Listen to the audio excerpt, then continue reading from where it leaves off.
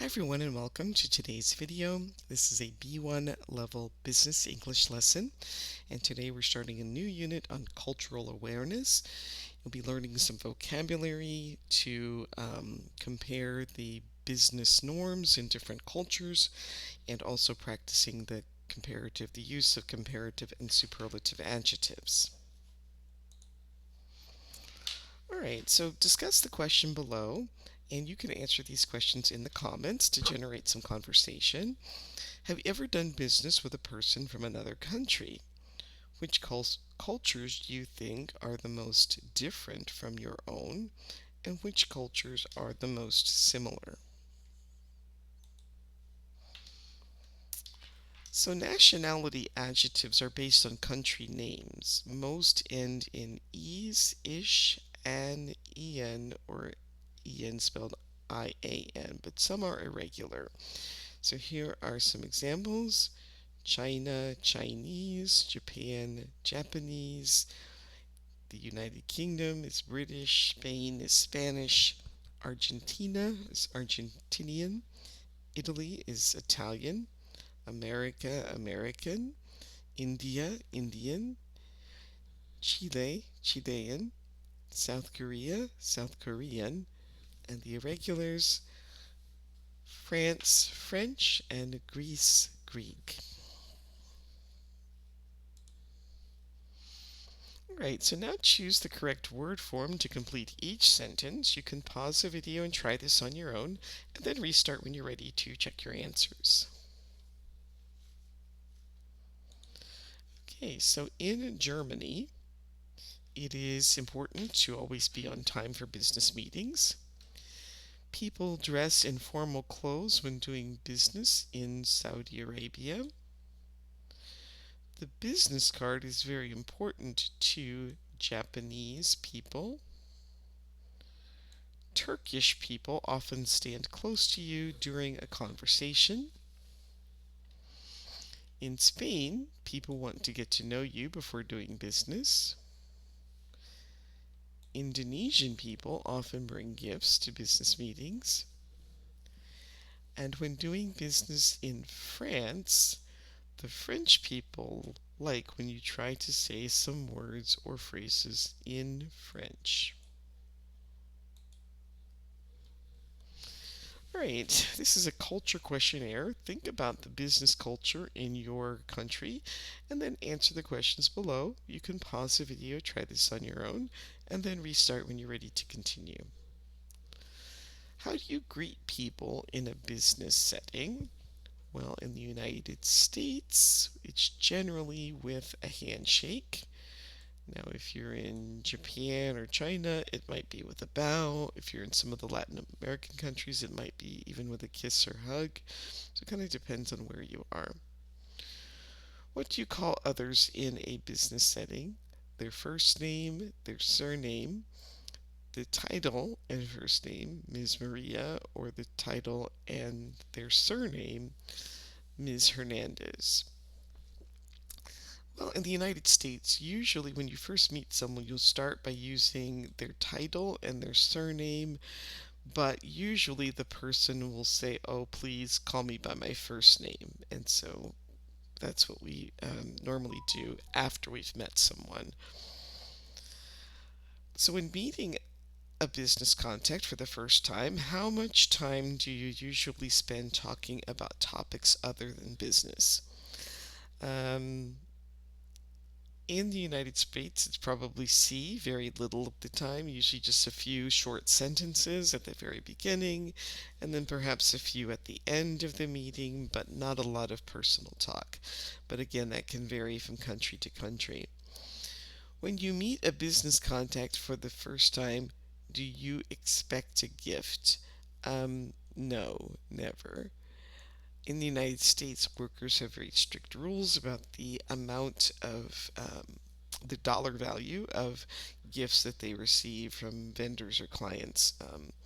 And so that kind of takes away the expectation that you will receive a gift. If you have a business meeting at 3 p.m., what time should you arrive? Probably A, 5 to 10 minutes before, like at 2:50 or 2:55. So you're going to listen to people discussing some cultural misunderstandings. Before listening, look at the photos and predict what they will talk about. A misunderstanding is when someone doesn't understand something correctly. Cultural misunderstanding can sometimes happen in business.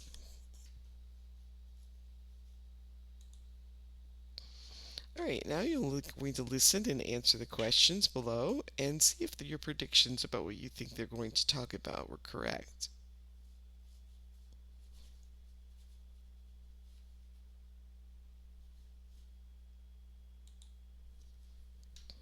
Last year, I traveled to Malaysia for a business trip. I arrived on time for our first meeting, and I was surprised that I was the only one there. I thought I was in the wrong place until someone arrived 5 minutes later. Finally, after about 20 minutes, everyone else arrived. Then they sat down and poured a cup of tea and chatted for a long time. There was much more small talk than I expected. I will never forget my first business meeting in Japan. There were 3 people at the meeting, but only the oldest man spoke. I was a lot younger than he was, and I think he was surprised that I was planning to sign the contract. He asked me a few times when my boss would arrive to sign the contract. All right, so what surprised her about doing business in Malaysia? Well, she was surprised that people didn't arrive on time for the meeting. And what did the meeting attendees do when they arrived at the meeting? They poured tea and they chit-chatted for a while. What surprised him about doing business in Japan? Um, Mostly the fact that it seemed like they were surprised at his age. Kept asking for his boss, and so how do you think Japanese people feel about age? They feel that older people should have more power.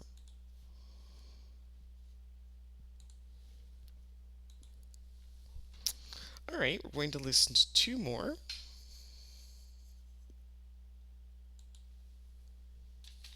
I like to sit with my legs crossed. I'm just more comfortable that way. I was in London at a business meeting with an Arab client, and I didn't notice that because my legs were crossed. I was showing him the bottom of my shoes. Afterwards, my colleague told me that showing Arab people the sole of your feet is rude. Now I know why I didn't get the sale. A few months ago, I was on a business trip in Spain.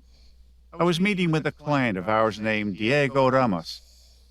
We had communicated many times before this visit, so I felt like I knew him very well.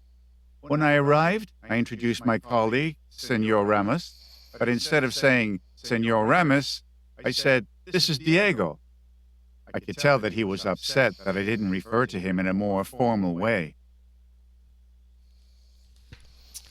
All right, so what did the woman do wrong in her business meeting with an Arab client? Well, she crossed her legs, which showed him the bottom of her shoe, which is considered rude in Arab culture, and she did not make the sale. And what did the man do wrong when introducing his colleague to Senor Ramos?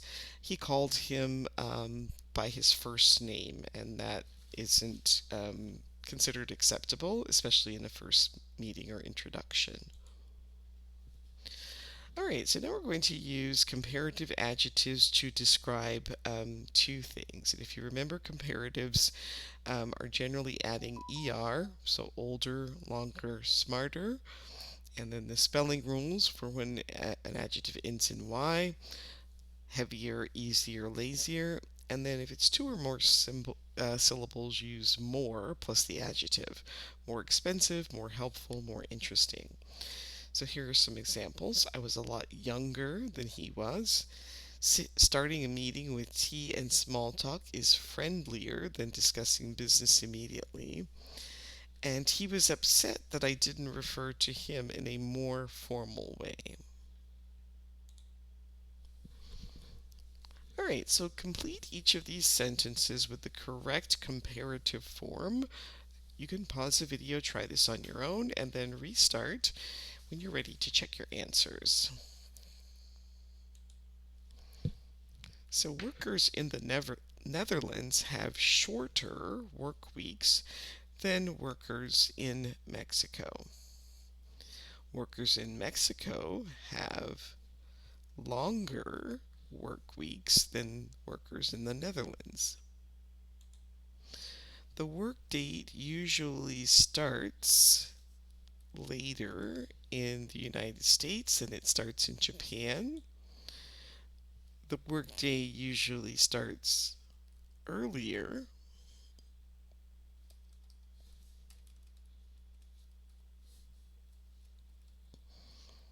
in Japan than it starts in the US. And in Korea, it's usual for employees to bow to colleagues that are older than they are, and colleagues who have a more senior position.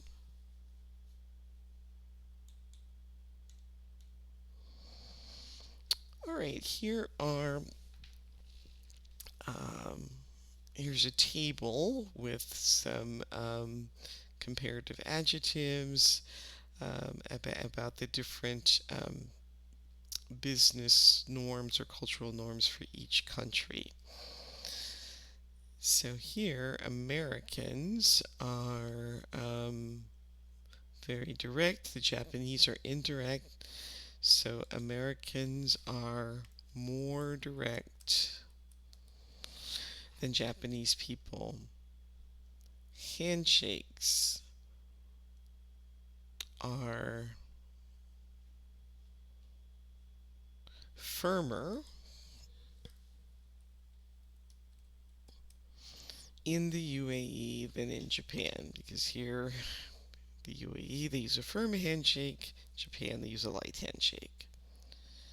Dress is sometimes more casual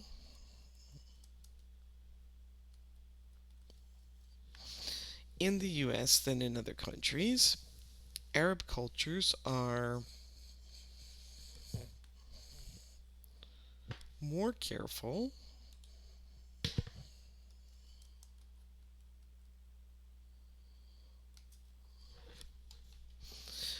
to not use their left hand for anything important than people from Western countries.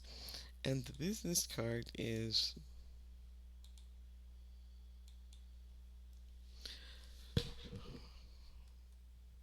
more valued in Japan than in many other countries. Now we'll go on to the superlatives. The est ending, the oldest, the longest, the smartest. Adjectives ending in y, the heaviest, the easiest, the latest. And two or more syllables, most expensive, most helpful, to be most interesting. So here's some examples. There were 3 people at the meeting, but only the oldest man spoke. I hope they are not too late. This is the busiest day of my trip. Senor Ramos is CEO of one of the most successful startups in Spain. So now you're going to complete each sentence with the correct superlative adjective. Go ahead and pause the video, try these on your own, and then restart when you're ready to check your answers. Israelis, Russians, and Dutch are considered by people to be the most direct cultures when giving negative feedback. Some cultures believe that time doesn't matter because the most important thing is to live in the moment. Mexicans work an average of 48 hours a week. They are one of the hardest working cultures in the world. And Singapore is considered one of the best places to start a business. All right, now complete the descriptions with the correct comparative or superlative form of the adjectives. Again, you can pause the video, try this on your own, and then restart when you're ready to check your answers.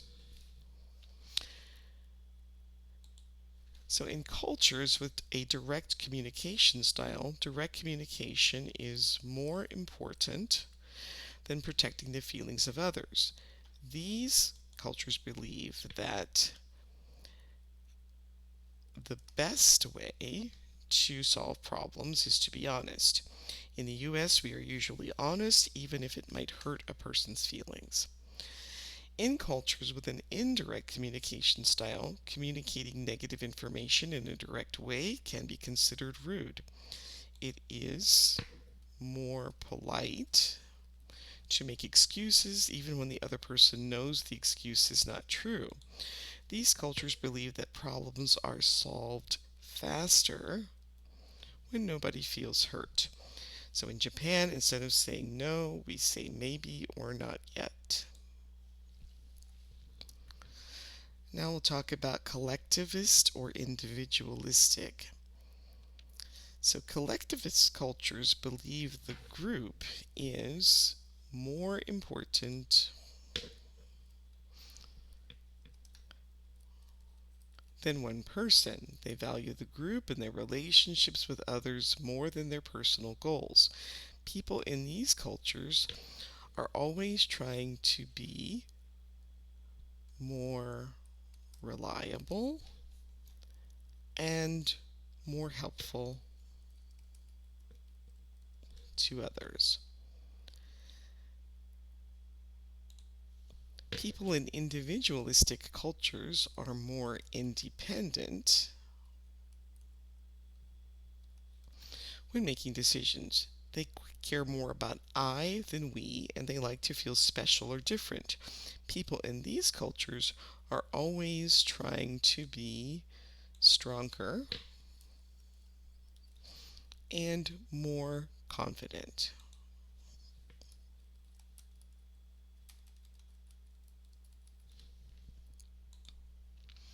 So doing business in a collectivist culture. So you're going to read the beginning of the text and then answer the question, what mistake do you think that Thomas made? You can pause the video, read this on your own, and then answer the question in the comments, or you can follow along as I read. Imagine this. Thomas is visiting his company's Japanese partner for the first time. Recently, Thomas has been really happy with the work of Haruto, his colleague who is based in Tokyo. Thomas believes that Haruto has done a great job supporting the company's Japanese clients. Thomas wants to show Haruto how much he values the work he has done, so before starting the meeting he says, "Before we begin, let's take a moment to thank Haruto for the great job he has done in the last 6 months. He manages some of our most important clients, and he recently signed our largest contract. Great job, Haruto."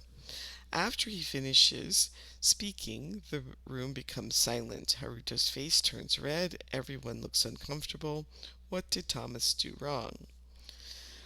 Well, Japan is more of a collectivist culture, and so they believe in recognizing the team, the group, and by singling out the one individual, as you would do in an individualistic culture like the United States, he caused embarrassment of the person and the other members of the group. So now read the rest of the article and you can see if we were correct and then decide if the statements below are true or false. Well, Thomas is an American and comes from a culture that values individual achievement. This is quite different from Japanese culture, which puts much more value on the group. In this situation, Thomas made Haruto feel uncomfortable by separating him from the group. All business cultures around the world have characteristics of either individualism or collectivism. The US culture is individualistic, but most of the world works in cultures that are more collectivist than individualistic. So Haruto felt proud after Thomas said good things about him. No, that's false. He felt embarrassed. Most countries in the world have a workplace culture that is more collectivist than individualist. Individualistic? I'm not sure. I think that one would be false because, I mean, it may be equally.